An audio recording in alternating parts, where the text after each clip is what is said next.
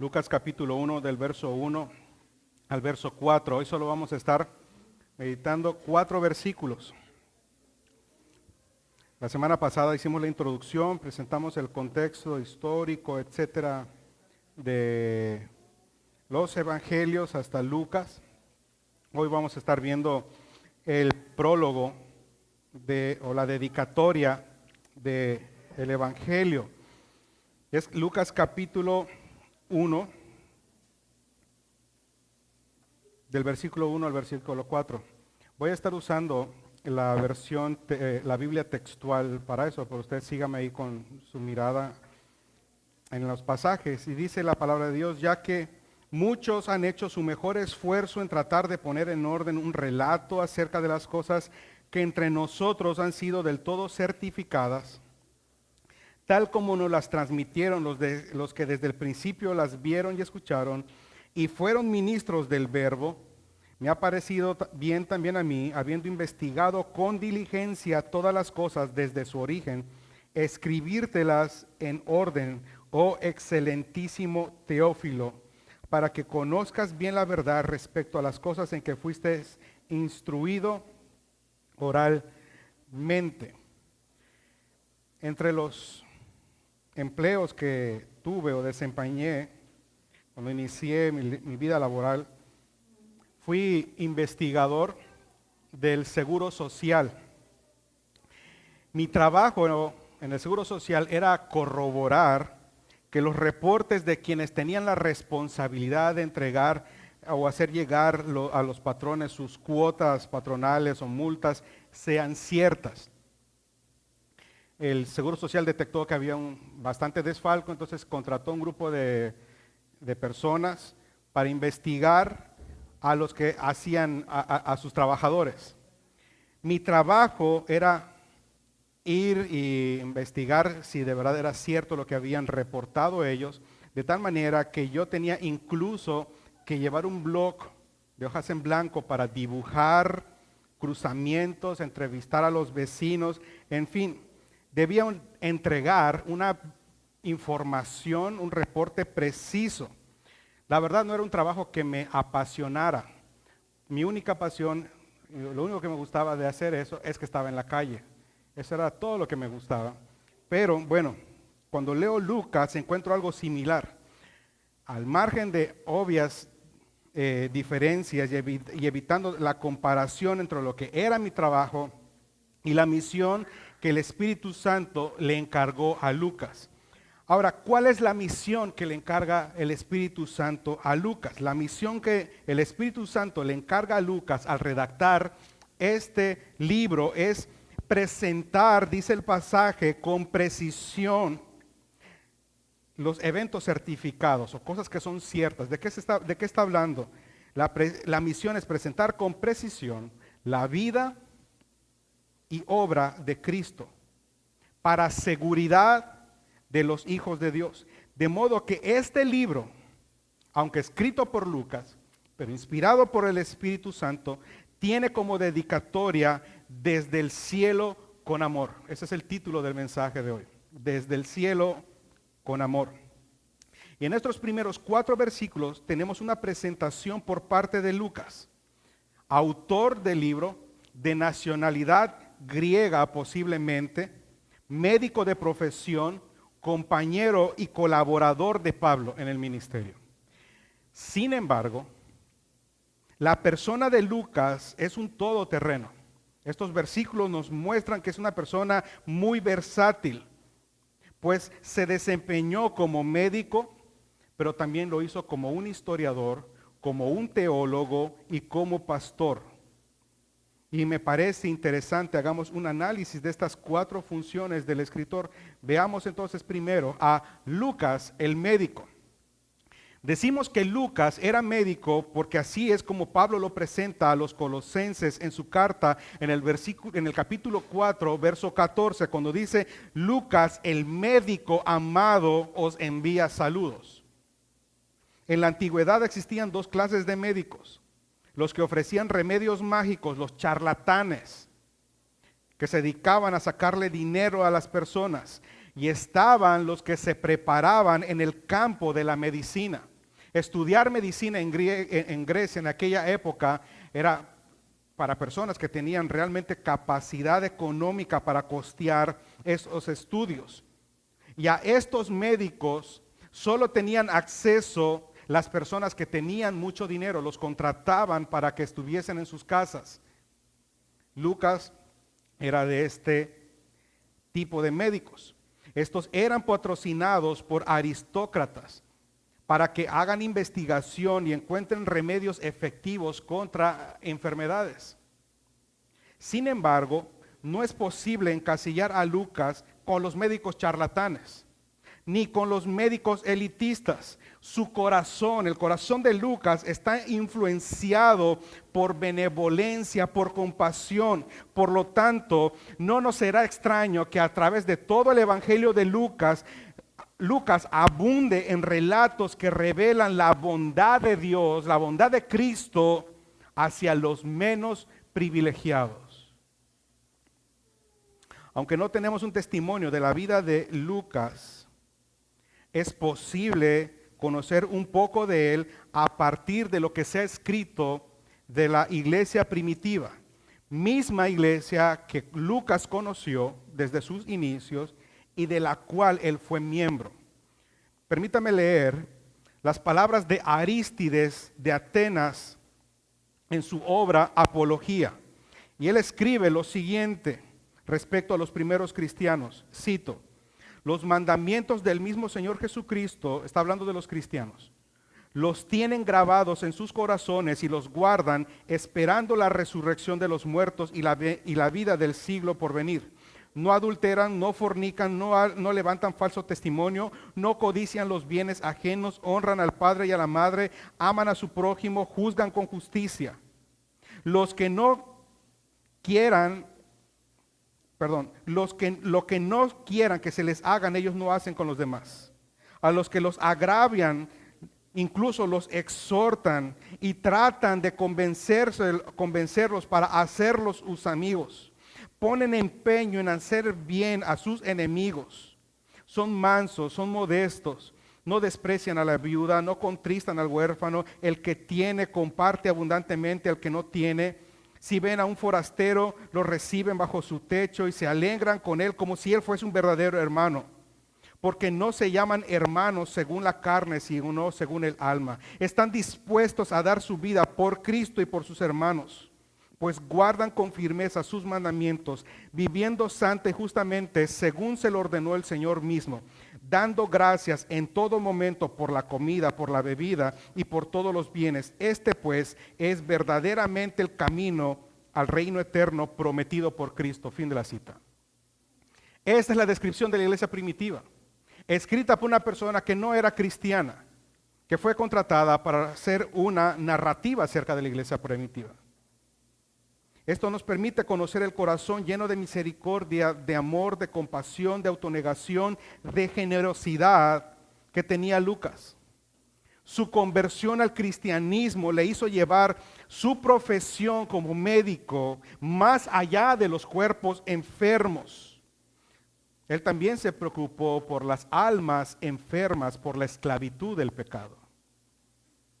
Por lo tanto, sus conocimientos de medicina, su relación con los métodos científicos de investigación, le permiten a Lucas ser un investigador preciso de la vida y ministerio de Cristo, así como del nacimiento de la iglesia y la propagación del evangelio, los cuales registra tanto en el libro de Lucas como en el libro de los Hechos.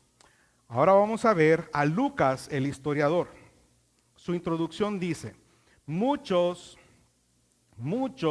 han hecho su mejor esfuerzo en tratar de poner en orden un relato acerca de las cosas que entre nosotros han sido del todo certificadas, tal como no los transmitieron los que desde el principio las vieron y escucharon y fueron ministros del verbo. Y dice él: me ha parecido bien también a mí hacer lo mismo.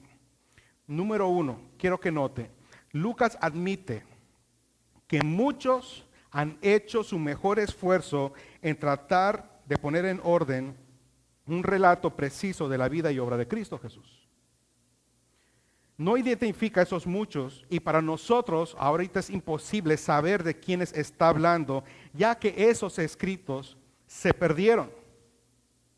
Para la época de Lucas, los únicos evangelios que habían sido completados eran el evangelio de Mateo y el evangelio de Marcos. Juan no había escrito aún siquiera el evangelio. Ahora, no podemos asegurar que Lucas haya consultado los evangelios de Mateo y Marcos, pero sí podemos estar seguros que tuvo contacto personal con ambos. Respecto a Marcos, tanto Lucas como Marcos fueron compañeros de Pablo, de manera que estaba en continuo contacto con Marcos. En Hechos capítulo 24, versículo 27, se dice que Pablo estuvo 2 años en prisión en Cesarea, que se encuentra actualmente a 120 kilómetros de Jerusalén. Estamos hablando, en aquella época se le medía como a un día de camino, lo que seguramente le permitió a Lucas ir frecuentemente a Jerusalén y poder conocer y estar en contacto con Mateo. En ese mismo periodo, seguramente Lucas pudo haber entrevistado a los otros apóstoles.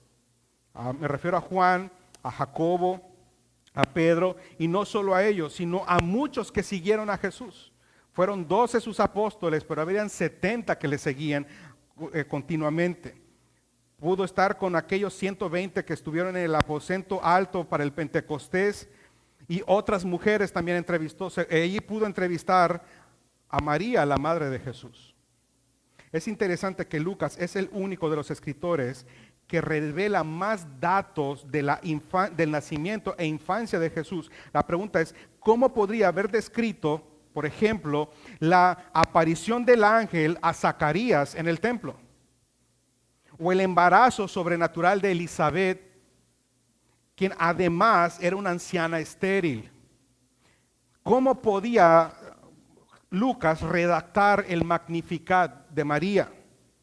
O el encuentro de Simón y Ana en el templo, o aquella ocasión cuando Jesús aparentemente se extravió y pasaron 3 días y después de 3 días lo encuentran en el templo rodeado de escribas y fariseos, quienes, dice la palabra, se maravillaban de la sabiduría de este niño. Lucas jamás nos habría ofrecido semejante información sin haber tenido la oportunidad de entrevistar a María, la madre de Jesús, y pariente de Elizabeth y Zacarías. Aclaremos que Lucas no escribe con sensación de creerse mejor que los que anteriormente habían escrito. Él no está procurando corregir aquellos relatos. Él es movido por el Espíritu Santo a escribir un relato preciso de la vida de Cristo. Eso es todo. Lucas ha entendido y visto que la encarnación, vida y muerte y resurrección de Cristo impacta la vida de los pecadores, que el evangelio progresa y transforma las vidas, transforma sociedades, transforma ciudades y conquista países.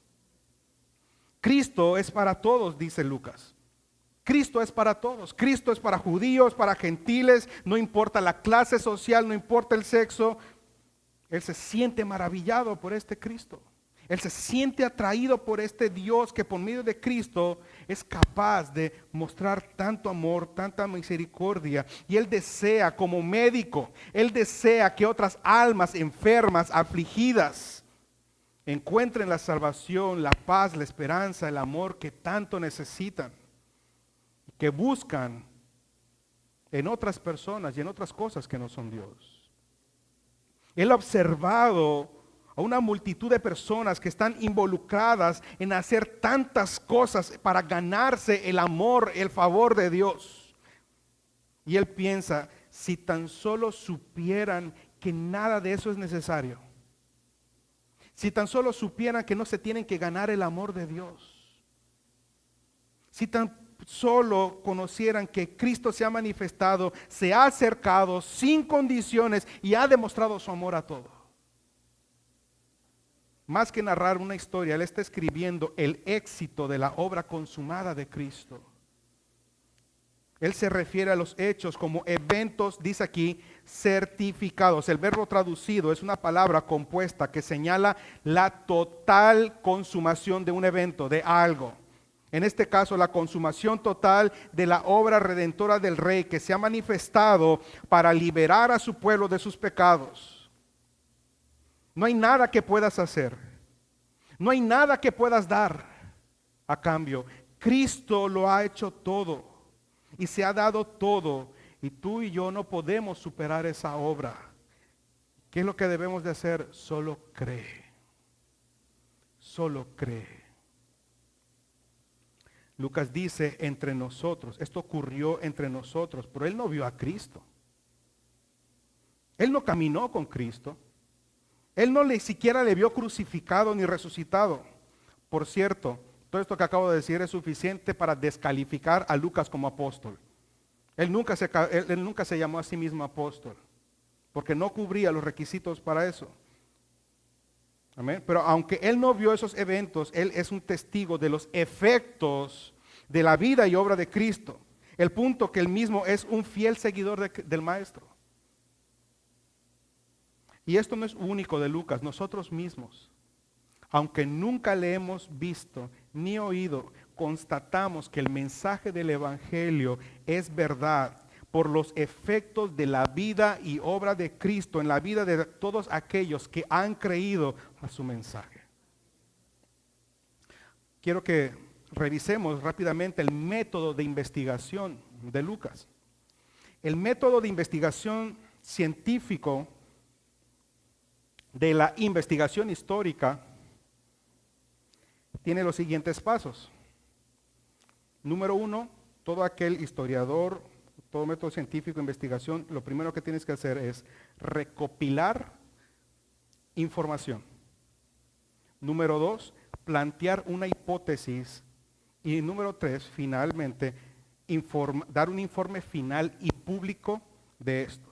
Lo que vamos a hacer ahorita es ver si Lucas el libro de Lucas cubre los parámetros. Número 1, entonces, recopilación de los testimonios orales de los testigos. Lucas recoge la información o su fuente de información, dice aquí el pasaje, mi fuente de información son los que desde el principio las vieron y escucharon. Eso dice el pasaje. Él no presenta un informe de rumores. Esto no es un chisme que me llegó. No, mi fuente de información son testigos oculares de la vida y obra de Cristo. Cubre el primer paso. La segunda, formulación de hipótesis. ¿Qué implica la formulación de una hipótesis? Implica entrevistar, implica recopilar la información e implica analizar los datos. Dice él, habiendo investigado con diligencia todas las cosas desde su origen. La formulación de hipótesis tiene como función determinar, escuche, cuán probable o improbable es el resultado. Resolviendo dos cuestiones principalmente. Cuán grande es el tamaño del efecto y número 2, si eso se puede volver a repetir. Eso plantea la hipótesis y eso tiene que resolver. Entonces, Lucas resuelve esta cuestión con una investigación responsable y diligente, no solo tomando en cuenta las palabras de las fuentes, sino determinando su valor en función del tamaño del efecto y testificando que los efectos de la vida y obra de Cristo son concisos, pero son replicables. Cada uno de nosotros es un testimonio de eso. La misma obra de gracia sigue ocurriendo en cada uno de nosotros y en millones de cristianos. De tal manera que esto nos dice que el mensaje sigue siendo entonces cubriendo el parámetro de verdad. Pero entonces hay que hacer una tercera cosa, presentar un informe final y público. Dice Lucas, me ha parecido bien escribírtelas en orden o con precisión. Lucas va entonces a las fuentes originales, los que vieron y escucharon, obviamente estaban hablando de los testigos oculares y presenciales, a los apóstoles, etcétera, ¿ya? Pero también Lucas se ha dado a la tarea de verificar y dejar constancia de que lo dicho por los apóstoles respecto al deseo de Dios de manifestarse por medio de Cristo y por medio de Él, redimir a su pueblo escogido, es un relato legítimo, confiable por los efectos en la vida de los testigos y de aquellos que sin haber visto a Cristo demuestran los mismos efectos que los apóstoles. Su precisión al investigar todas las cosas coloca entonces a Lucas como un historiador confiable, lo que nos permite, amados, estar seguros que la narración en este libro es por inspiración y control total del Espíritu Santo. Ahora, quiero que quede muy claro lo siguiente. La autoridad de este mensaje no radica en que la investigación de Lucas fue precisa con respecto a Cristo. La autoridad de este mensaje radica en que la persona de Cristo es real. Dios se hizo hombre y habitó entre nosotros, y la vida y obra de Cristo ha impactado y transformado la vida de millones de seres humanos. Lucas ha visto el impacto de la persona de Cristo. Él fue testigo de la transformación de un hombre iracundo, asesino, perseguidor de la iglesia, quien después de su encuentro con Cristo se convirtió en un hombre lleno de gozo, afable, dispuesto a dar su vida por la iglesia, por Cristo, humilde. Estamos hablando de Pablo. Él fue testigo de cómo personas que estaban involucradas en la adoración diabólica eran transformados por el mensaje de Cristo. Él dice en Hechos 19, el nombre del Señor Jesús era glorificado. Muchos de los que habían creído llegaban y confesaban públicamente sus prácticas malvadas. Un gran número de los que practicaban hechicería juntaron sus libros en un montón y los quemaron delante de todos. Y dice, así la palabra del Señor crecía y se difundía con poder arrollador. Él es testigo de eso.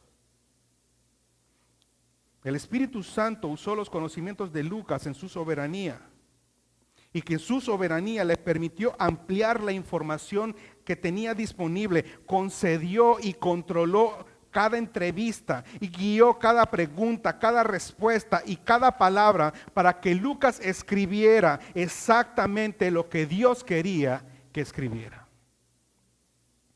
Eso hizo de Lucas un excelente teólogo. El primero que resiente los efectos de su investigación es él mismo. Ahora quiero que veamos a Lucas, el teólogo. Dice el pasaje, escribírtelas en orden, oh excelentísimo Teófilo, para que conozcas bien la verdad respecto a las cosas en que fuiste instruido oralmente. Esto es importante recalcar, oralmente, la Biblia no había sido completada. Al respecto de las características de una buena teología, estoy hablando del seminario, el profesor Luis Berkhoff menciona dos características que una buena teología debe tener. Toda teología, en primer lugar, debe ser lógica y debe ser sistemática. Si la teología no es ni lógica ni sistemática, no cubre los parámetros de una buena teología. Esta definición directa resalta dos aspectos de la teología. Número uno, la teología se preocupa por la verdad.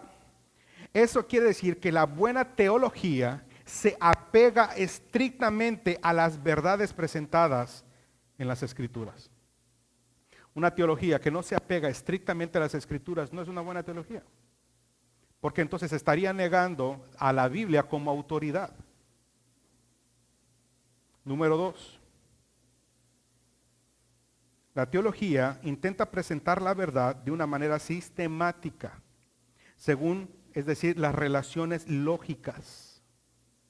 Es decir, intenta ser lógicamente coherente construyendo un sistema en el cual cada verdad bíblica puede ser comprendida en relación con otras verdades de la palabra de Dios. ¿Ok? Ahora, Lucas se muestra comprometido, número uno, con la autoridad incuestionable e inerrante de las Escrituras que prometían la encarnación de Cristo. Y amados, lo que tenemos en nuestras manos no es un registro de lo que nosotros hemos logrado. Es un registro de lo que Dios ha hecho. Eso es lo que nos presenta Lucas. Lucas no está diciendo, quiero hacer un reporte de algunas cosas que han sucedido. No, él está diciendo por inspiración del Espíritu Santo, quiero decirles lo que Dios está haciendo en cumplimiento de sus profecías y promesas en el Antiguo Testamento. El tema de los evangelios es lo que Dios de antemano prometió y profetizó que iba a suceder respecto a la vida y manifestación del Hijo de Dios, el Mesías, y que ahora en tiempo de Lucas, Él ha cumplido esas profecías y esas promesas. La primera verdad teológica que Lucas quiso que los lectores entendieran es la soberanía de Dios en la historia. Desde el ángel que anuncia a Zacarías el nacimiento de Juan de Bautista, el Espíritu Santo haciendo posible la encarnación de Juan el Bautista en su madre, que era estéril, la encarnación de Cristo en María, su bautismo, su ministerio, el llamado de los discípulos, los milagros, las sanidades, su muerte, su resurrección, su ascensión, todo forma parte del plan soberano de Dios, pactado desde antes de la creación del mundo. Él comprendió que la salvación no solo está dispuesta a los judíos, sino que Dios en su soberanía incluía a los gentiles. Pero aunque Jesús, y aquí tengo que hacer una aseveración, aunque Jesús es para todos, la salvación es particular. ¿Qué quiero decir con esto? Que aunque Jesús es para todos, la salvación no lo es. En conformidad con la enseñanza de Pablo, la salvación es un regalo de Dios impartido por gracia soberana a los hombres, sin discriminar raza, sexo, posición social. En ese sentido, la salvación es universal. No obstante, es particular porque nadie, solo aquellos que sean capacitados con fe salvadora serán los que hereden la salvación. Y esto está registrado en los capítulos 2, 4, 6, 7, 8, 9, 10, 13, 14, 15, 17, 19 y 24. Hablamos de más de la mitad de lo que Lucas escribió. Pero Lucas no se conformó con tener una teología correcta. Quiero que veamos ahora a Lucas el pastor. Lucas no solo fue un médico para el cuerpo, sino para el alma. Y eso se nota en su propósito. Me ha parecido bien, pero él dice, excelentísimo Teófilo, para que conozcas bien. ¿Cuál es el propósito? Que conozcas bien la verdad respecto a las cosas que fuiste instruido. El propósito de Lucas es poner en manos de una persona un relato exacto de los asuntos relacionados con Jesús. Y esto nos dice algo, que él no solo está interesado en su bien físico, sino que está interesado en el bien espiritual de la persona a quien él se está dirigiendo, a Teófilo. Ahora, Teófilo, ¿quién es Teófilo? A ciencia cierta no sabemos quién es Teófilo. La siguiente vez que vuelve a aparecer este nombre es en Hechos otra vez. El nombre Teófilo literalmente significa amado por Dios y conlleva la idea de amigo de Dios. Esto ha llevado a algunos profesores o teólogos a creer que Teófilo es un título genérico para referirse a todos los cristianos. No lo podemos asegurar. Sin embargo, desde el contexto de Lucas y Hechos, parece claro que Lucas está escribiendo a una persona en específico. Pero recordemos que el Espíritu Santo ha destinado su mensaje a todos los amados por Dios de todas las épocas. Amén. Ahora, Lucas revela que Teófilo ha sido enseñado, ha sido instruido de manera oral en ciertas cosas acerca de Jesús. El hecho de que Lucas indique que muchos han hecho un esfuerzo por poner en un relato la vida y obra de Cristo, el hecho de que no estén disponibles esas fuentes, el hecho de la labor sistemática en la investigación y darle por escrito las conclusiones, indica que esa instrucción que Teófilo había recibido estaba incompleta o no era precisa. Es posible que Teófilo se encuentra asediado por historias, por rumores en cuanto a Jesús, y evidentemente él necesita un relato completamente fidedigno, organizado, sistemático, lógico con respecto a los hechos de la vida y obra de Cristo. Queda claro que la preocupación entonces, una vez más, es espiritual. Esto es lo que mueve a un pastor. Este es el corazón de un pastor. En aquellos días muchos gentiles se estaban entregando a Cristo y es posible que Teófilo pertenece a estas personas que se estaban entregando a Cristo Jesús, pero que necesitaban una instrucción, una enseñanza, un discipulado preciso de la obra y consumada de Cristo. Y amados, aquí quiero decirles, son muchos los cristianos y no cristianos que en nuestros días necesitan ser evangelizados. De verdad, hay muchos cristianos que necesitan ser evangelizados. No tienen una enseñanza, no tienen una teología correcta. Y son engañados haciéndoles creer que la teología no importa, que la doctrina no importa. Muchos llenan los templos, pero muchos que llenan los templos no conocen a Cristo. Conocen de Él, han recibido cierta información, pero no hay una enseñanza precisa de la obra consumada de Cristo. Y estos cristianos terminan por naufragar en la fe, en la doctrina y en la práctica diaria de las verdades del Evangelio.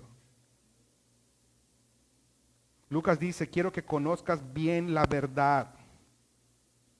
Quiero que conozcas bien la verdad. El tercer evangelio fue escrito con el fin de corregir los conceptos equivocados de los que mostraban interés en la fe y también para fortalecer la fe de los creyentes, especialmente de los que recientemente estaban siendo atraídos a Cristo Jesús. Y amados, en muchas iglesias con frecuencia el contenido de la predicación predicada o de los mensajes que se están dando no se enfoca en Dios, ni en su gloria, ni en su evangelio o en Cristo, está enfocada en otra cosa. Muy a menudo los mensajes, las predicaciones en las iglesias cristianas es psicología aderezada con pasajes bíblicos. Es un enfoque en lo que debemos estar haciendo para alcanzar nuestro máximo potencial. No sé lo que quiera decir, pero sé lo que quiera decir eso.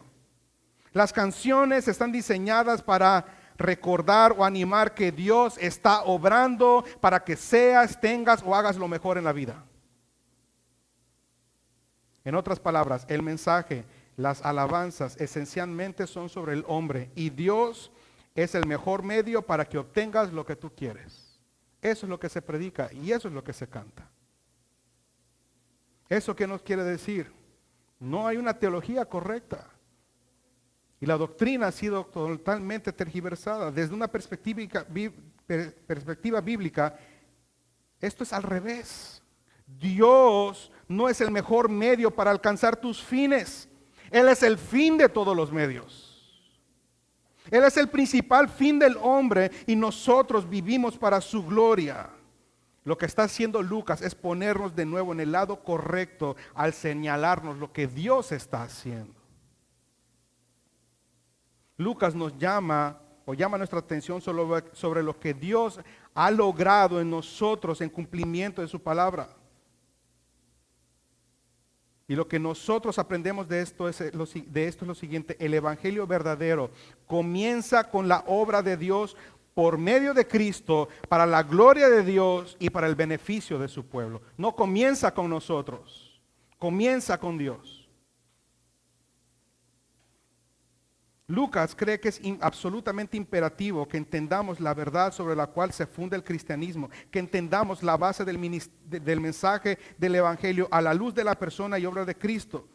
Porque déjeme decirle, el cristianismo es una religión histórica. Es una religión histórica. El cristianismo afirma que Dios ha atravesado los cielos y se ha introducido, por decirlo de una manera, en la historia del ser humano.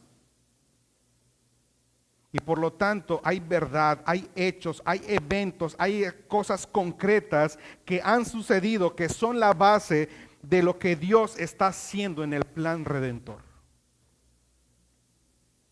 Hay eventos, hechos que son esenciales para el Evangelio, como la resurrección de Cristo Jesús.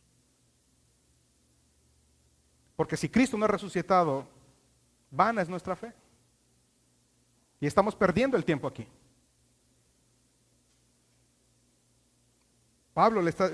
Lucas le dice a Teófilo y a todos sus lectores, quiero que estén seguros que el mensaje que han escuchado es verdad. Voy a escribir basándome en relatos de testigos presenciales, basados en la proclamación de los mismos apóstoles. Voy a escribir cosas que ustedes podrían confirmar hasta el día de hoy. Aunque no lo han visto, aunque no lo han escuchado, los efectos de la vida de Cristo Jesús son evidentes en sus vidas. En otras palabras está diciendo, esto, señores, no es un cuento de hadas. La fe cristiana se basa en la verdad. Haré esto para que ustedes tengan certeza de la verdad, porque la verdad importa.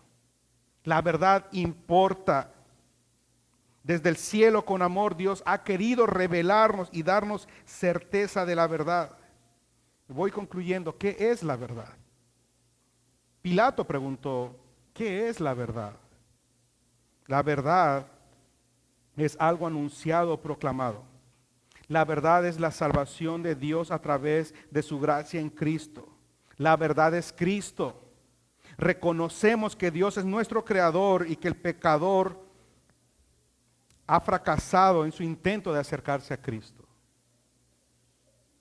Nuestro pecado es nuestro fracaso.